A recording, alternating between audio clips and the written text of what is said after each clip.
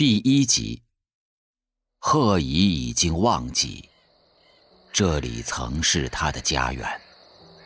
这段时光对于暮色中的大地和刚刚出现的星星来说，短的可以忽略不计，但是对于贺乙来说，却是漫长的。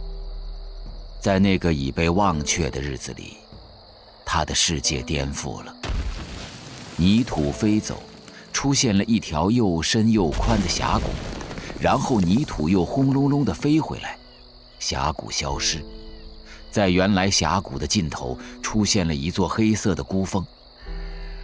其实在这片广阔的疆域上，这种事情常常发生，泥土飞走又飞回，峡谷出现又消失，然后是孤峰降临，好像是给每次灾变打上一个醒目的标记。贺乙和几百个同族带着幸存的以后，向着太阳落下的方向走了一段路，建立了新的帝国。这次贺乙来到故地，只是觅食途中偶然路过而已。他来到孤峰脚下，用触须摸了摸这顶天立地的存在，发现孤峰的表面坚硬光滑，但是能爬上去。于是他向上爬去，没有什么目的，只是那小小的简陋神经网络中的一次随机扰动所致。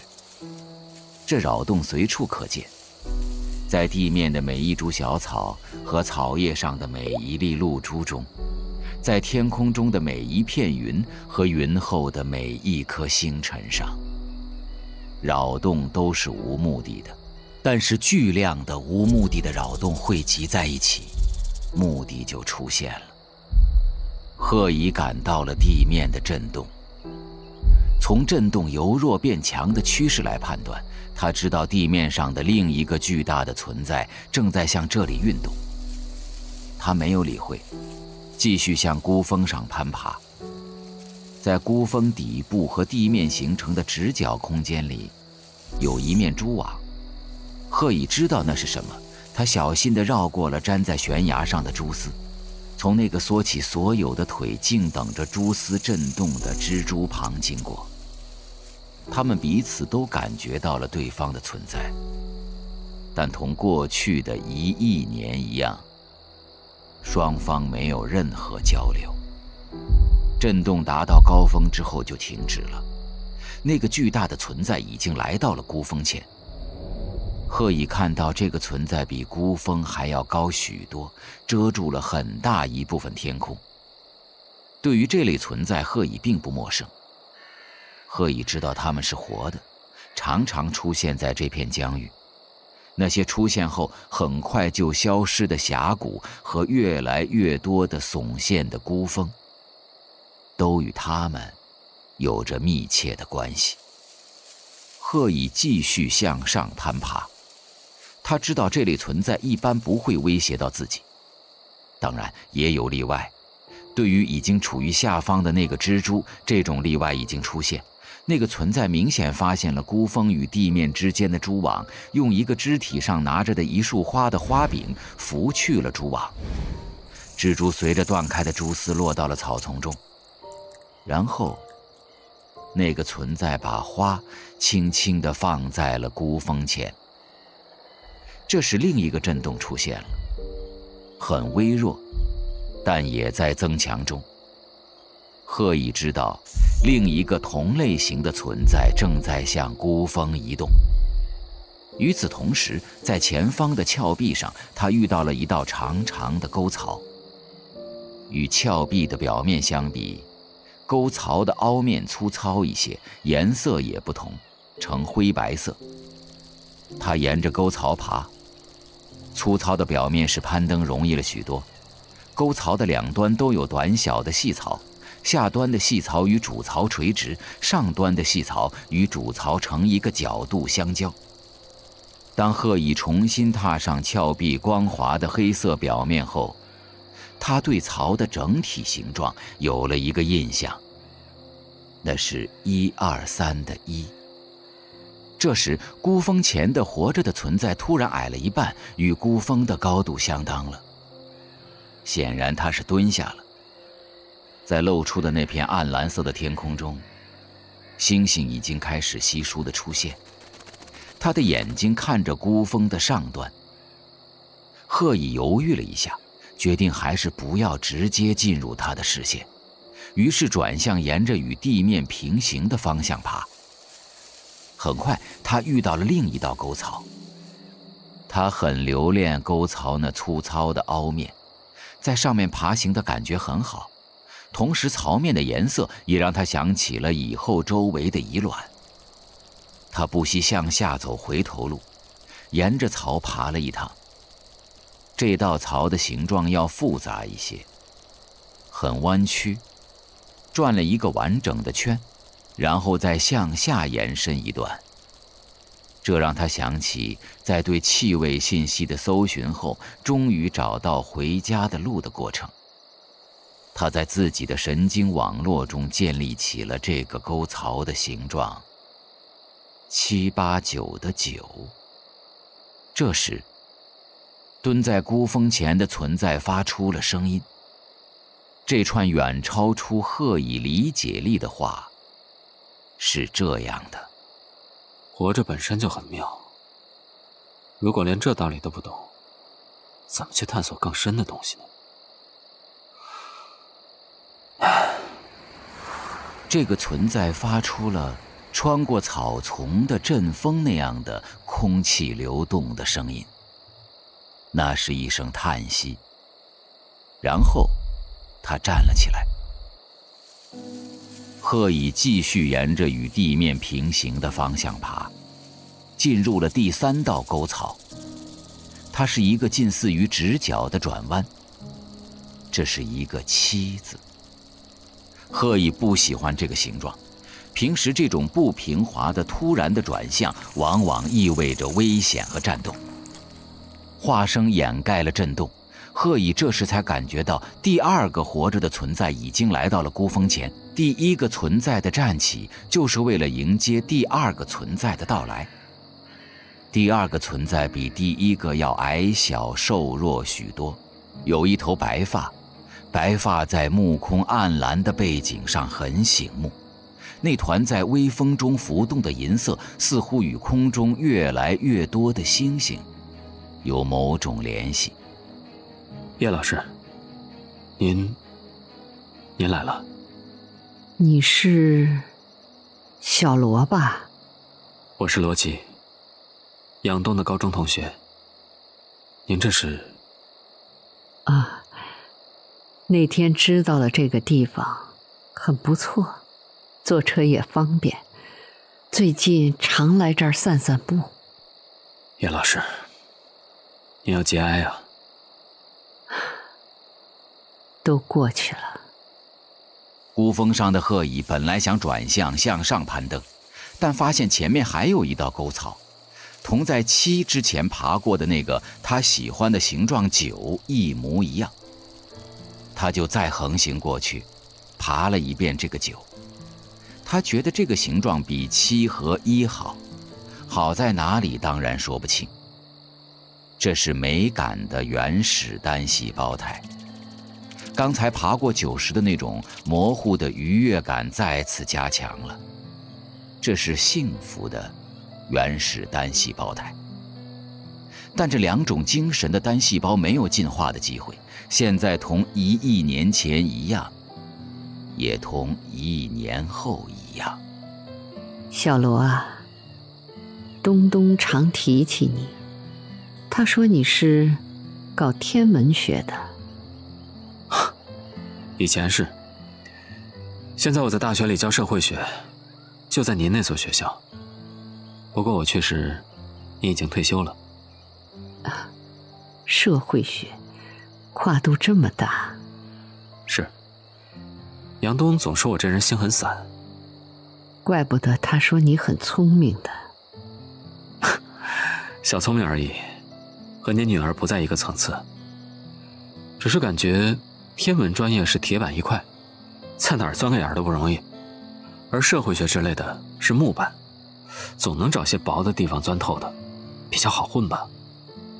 贺乙抱着再遇到一个酒的愿望继续横行，但前面遇到的却是一道直直的与地面平行的横槽，好像是第一道槽横放了，但它比一长，两端没有小细槽，是一条直线。不要这么说，这是正常人的生活吗？都像东东那样怎么行啊？我这人确实胸无大志，很浮躁的。我倒是有个建议，你为什么不去研究宇宙社会学呢？宇宙社会学？我随便说的一个名词，就是假设宇宙中分布着数量巨大的文明，它们的数目与能观测到的星星是一个数量级的，很多很多。这些文明构成了一个总体的宇宙社会。宇宙社会学就是研究这个超级社会的形态。孤峰上的鹤蚁继续横向爬了不远，期望在爬过形状是一条直线的凹槽后，再找到一个他喜欢的酒。但他遇到的是2。这条路线前边的部分很舒服，但后边的急转弯像前边的7一样恐怖，似乎是个不祥之兆。鹤蚁继续横爬，下一道凹槽是一个封闭形状的0。这种路程是9的一部分，但却是一个陷阱。生活需要平滑，但也需要一个方向，不能总是回到起点。鹤蚁是懂这个的，虽然前面还有2道凹槽，但他已经失去了兴趣，转身向上攀登。可目前只知道我们这一个文明啊。正因为如此，没有人去做这个事情，这就留给你一个机会嘛。叶老师，很有意思，您说下去。我这么想，是因为能把你的2个专业结合起来。宇宙社会学比起人类社会学来，呈现出更清晰的数学结构。为什么这么说呢？叶文洁指了指天空，西方的目光仍然很亮，空中的星星少得可以轻易地数出来，这很容易使人回想起一个星星都没有出现时的苍穹。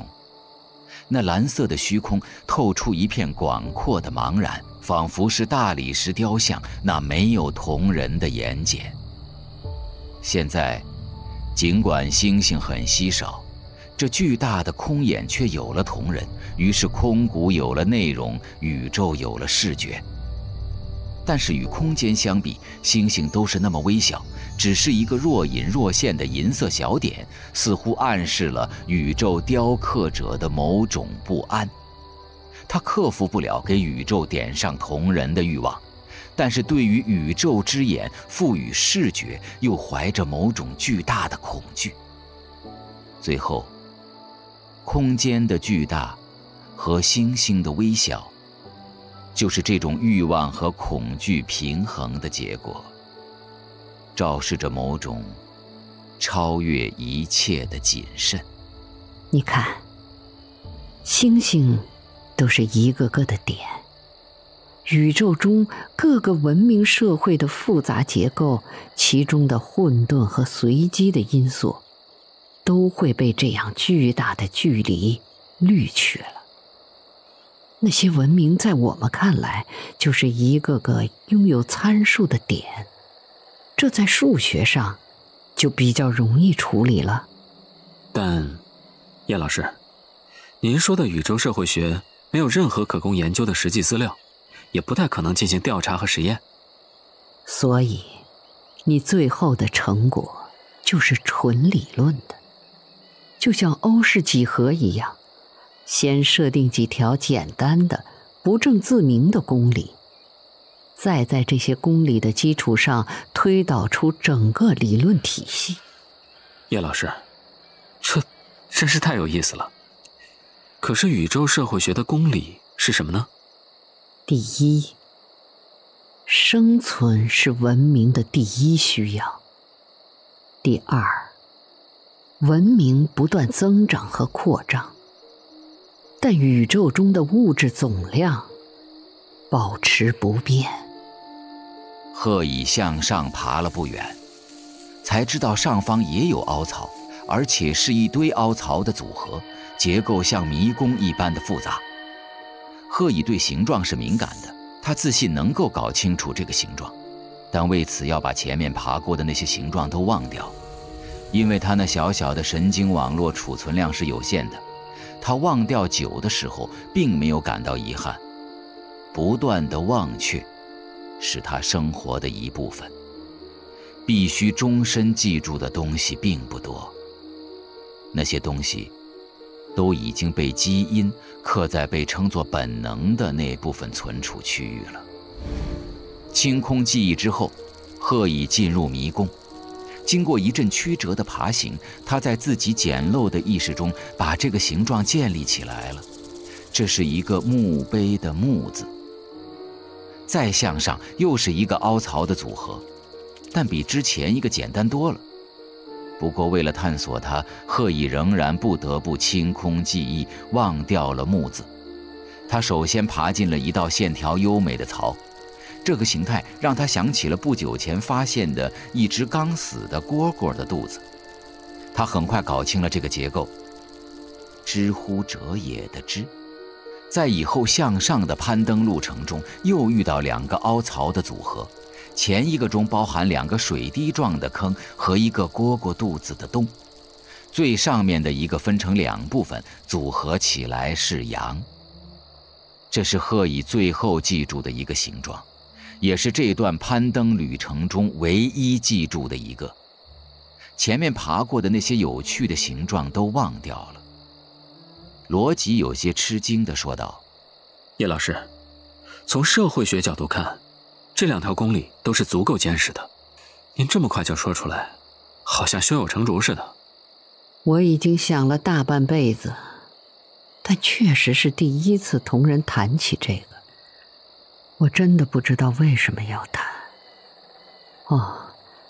要想从这两条公理推论出宇宙社会学的基本图景，还有两个重要概念：猜疑链和技术爆炸。很有意思的两个名词，您能解释一下吗？叶文洁看了看表，摇了摇头：“没有时间了。其实你这样聪明，自己也能想出来。你可以先从这两条公理着手，创立这门学科，那你就有可能成为宇宙社会学里的欧几里得了。”叶老师，我成不了欧几里得，但会记住您的话，试着去做做。以后我可能还会去请教您。怕没机会了，或者你就当我随便说说。不管是哪种情况，我都尽了责任。好，小罗，我走了。